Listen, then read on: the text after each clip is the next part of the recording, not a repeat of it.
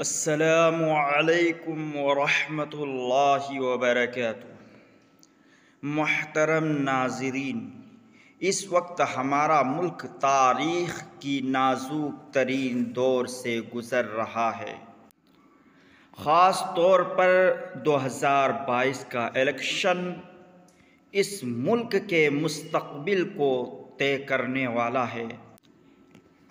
یہ الیکشن اس بات کو طے کرنے والا ہے کہ یہ ملک 2022 کے بعد جمہوری ملک باقی رہے گا یا یہ ملک ہندو راشٹر بن جائے گا، اور یہی الیکشن طے کرنے والا ہے کہ کیا مسلمان عزت کے ساتھ اپنی اذانوں، اپنی مسجدوں اور اپنے مدرسوں اور اپنے دعوت و تبلیغ کے کام کے ساتھ باقی رہیں گے یا نہیں۔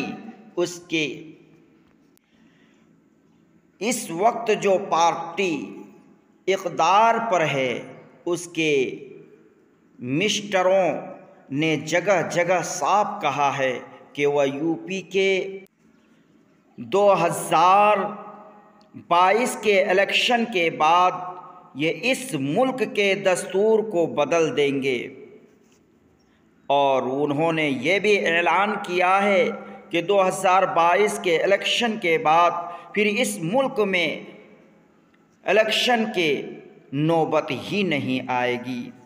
اس صورتحال کے ہرگز معمولی نہ سمجھیں، ہرگز اس سے غفلت نہ برتیں، ورنہ ہم اس کے مصداق ہوں گے کہ لمحوں نے خطا کی تھی، صدیوں نے سزا پائی۔